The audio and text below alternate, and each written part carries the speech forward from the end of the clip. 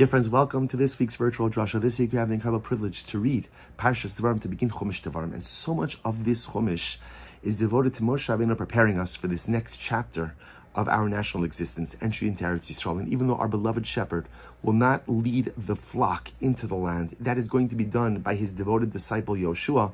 Moshe Rabbeinu does anything and everything in his power to properly prepare us for the journey ahead and for this next chapter of our national existence. And Moshe Rabbeinu does that by reviewing what's happened, what's gone right, what's gone wrong, and as well as giving us again additional mitzvos and musar and proper hadracha and proper, again, instilling within us a proper mindset for how to be successful, not just for entry into Eretz Yisrael, but how to be successful as a nation in the years ahead. But the truth is, this parsha always takes on an additional level of meaning, because Parshas Devarim is always read on the Shabbos before Tisha B'Av. And in fact, this Shabbos known as Shabbos Chazon, the Shabbos of vision, which of course comes from the Haftorah that begins with the words Chazon Yishayahu ben Amos asher chazah Yehuda v'Yerushalayim. So ultimately, again, this Haftorah, heartbreaking Haftorah, the vision of Yeshayahu speaking about the transgressions and the subsequent punishments of Klal Yisrael as a result of a lack of obedience to the word of HaKadosh Baruch Hu, to the dictates of the relationship. And this Shabbos, I've always found this Shabbos such an interesting thing, because Shabbos for so many of us is like, it's a day of renewal. It's a day of kavod, a day of oneg, a day to re-energize and re-solidify our relationship with HaKadosh Baruch Hu. It's a day in which we're able to kind of leave the difficulties of Sunday through Friday behind and just be able to focus on the beauty of Kehillah, the beauty of the neshama. If a person is zochet to have a family, the beauty of family, the beauty of learning, we're able to just kind of leave the world behind and just focus on the beauty and the purity in this world. And Shabbos Chazon comes in. Shabbos Chazon kind of brings the pain and the difficulty of these days, of the 9 days, even into Shabbos. It's almost as if that the pain of these days is so acute and is so palpable that you can't escape it. It comes with you everywhere. Normally Shabbos, even when a person is Rahman al-Islam sitting Shiva, right? Shabbos comes and at least the external displays of mourning are lifted. It's almost, this is a similar dynamic. We come to the Shabbos and we can eat meat and we can drink wine and we can engage in some of the other activities that are prohibited during the week. But yet at the end of the day, there are elements of sadness that follow us into this Shabbos. And I think this year, the 9 days, Shabbos Chazon, and certainly Tisha B'Av, is going to be a dramatically different experience for all of us. Because whereas on Tisha B'Av, we normally have to struggle to tap into the dynamic of Jewish suffering, being that this Tisha B'Av follows on the heels of October 7th, that this Tisha B'Av will be commemorated in the midst of an ongoing war for Klal Yisrael, that this Tisha B'Av will be commemorated while still more than 100 of our brothers and sisters languish in captivity, their whereabouts and their condition unknown in Gaza. It's overwhelming. And the truth is, since October 7th, there's not a week that goes by, I feel, that on one hand, we are filled with so much chizuk, so much strength when you see the beauty and the profundity of our people, but yet not a week goes by that our pain is also not amplified. And sometimes it's more obvious and sometimes it's more nuanced. And it struck me this week, this past Monday, one of the hostages, a little boy by the name of Ariel Bibas, turned 5 years old. Ariel Bibas, together with his little brother Kfir, and together with their parents, are being held captive by our enemies. A little boy. It's hard to even think about that we're saying this sentence, that a Jewish boy turned 5 years old in captivity. He's being held hostage, together with his little brother, 1-year-old Kfir. It doesn't make sense to say those words, but yet they're a reality for us. And it was very moving to see how thousands of people gathered together in Tel Aviv to go ahead and celebrate this little boy's birthday. Ariel Bibas is that beautiful little red-headed baby who loved Batman, who loves Batman, and who probably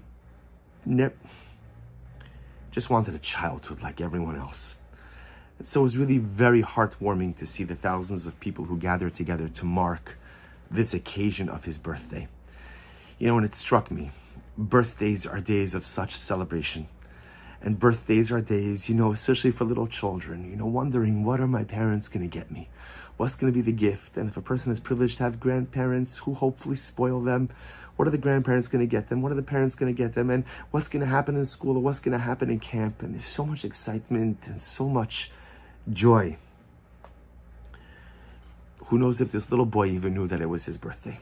Who knows what this little boy knows or what he doesn't know? Who knows what a Jewish 5-year-old little boy, who knows what conditions he is living in these very moments that we are speaking in.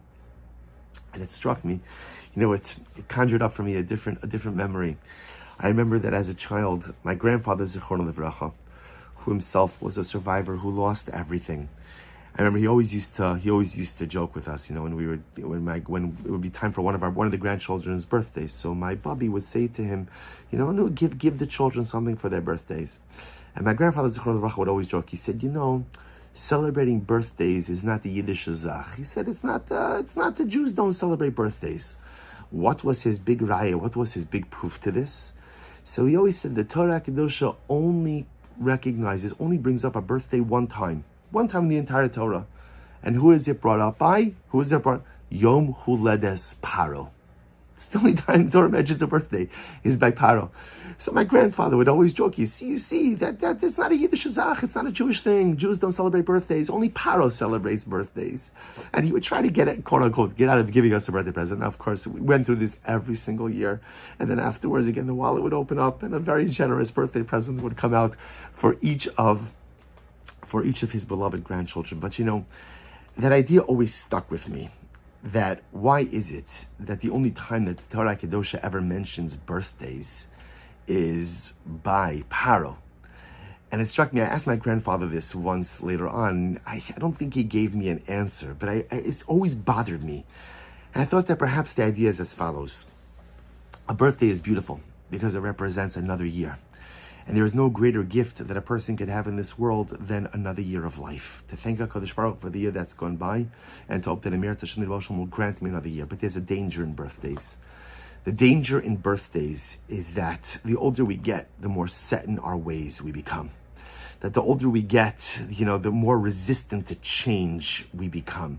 And this is a very scary thing. I think we see it in ourselves. It's certainly easy to see it in others, much less likely that we see it in ourselves. But the older we get, the more ingrained our behaviors become.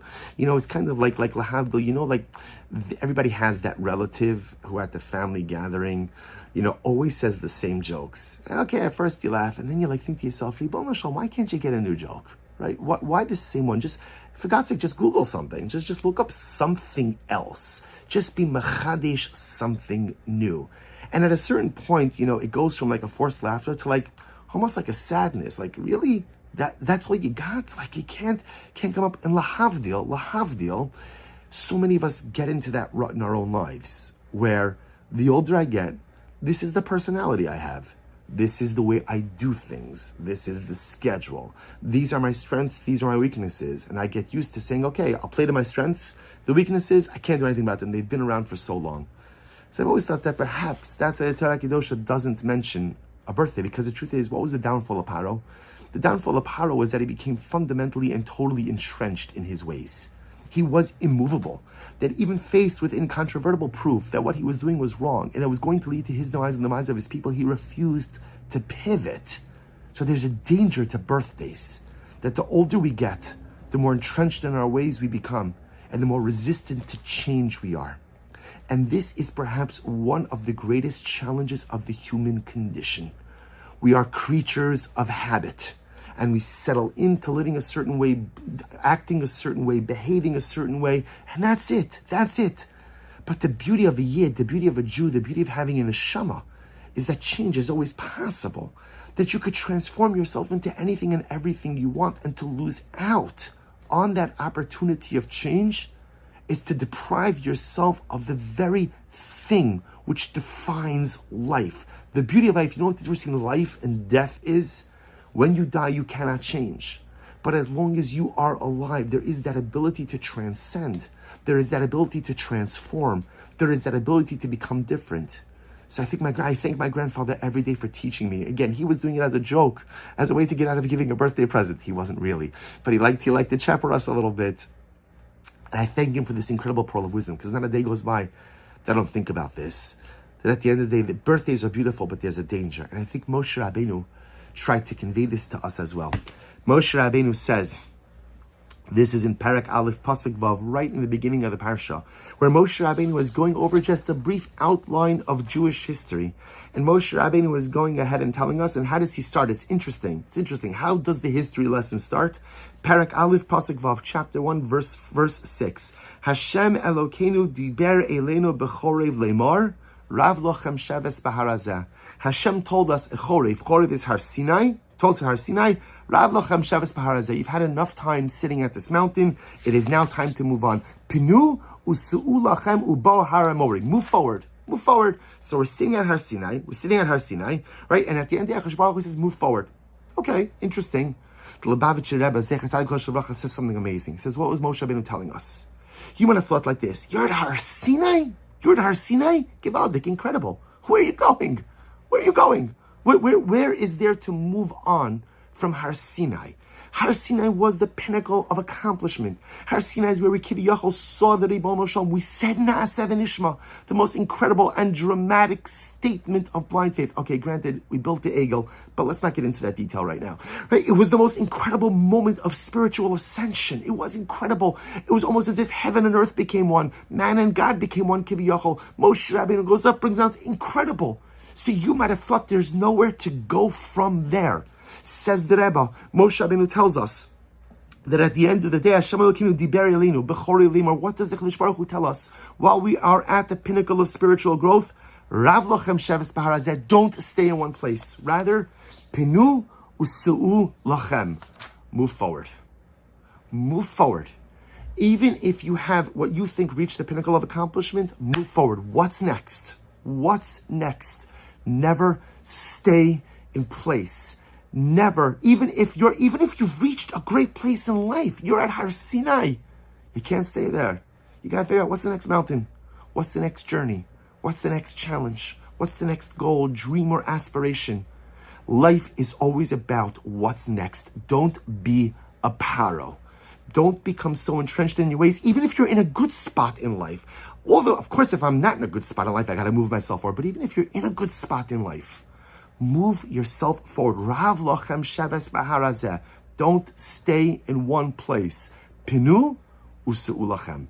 Move yourself forward. Don't celebrate your birthdays in life like Paro. What an incredible lesson for us to think about. And I think what an incredible gift for us to give to Ariel Bibas on his 5th birthday. This little boy, a Jewish boy, a Jewish child being held prisoner, turns 5 in his captivity. You want to know what we can do for him? We have to give him a birthday present.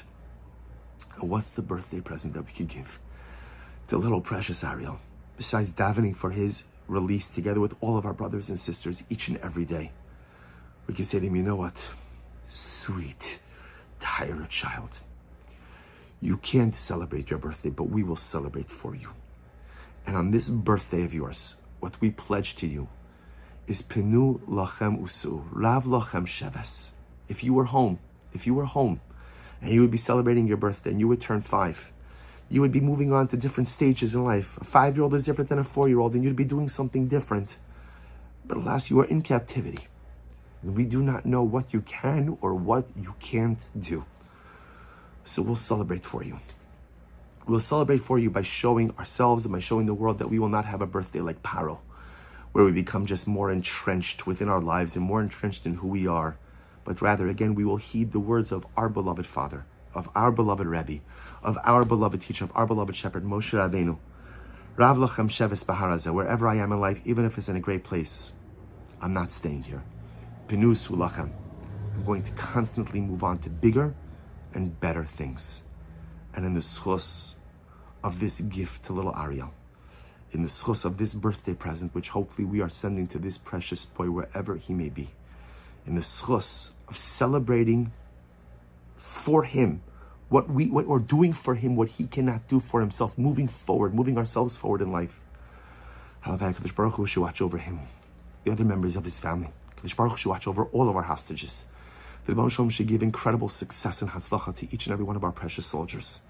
And Halavai, we should be Zochem Yirtzeh Hashem that this war should come to a decisive end with victory for Klal Yisrael, for Am Yisrael, for Eretz Yisrael. And Halavai should just bring us so much closer to Geula, to Mashiach, to the Beis HaMikdash, Rabbi Aminu. Amen.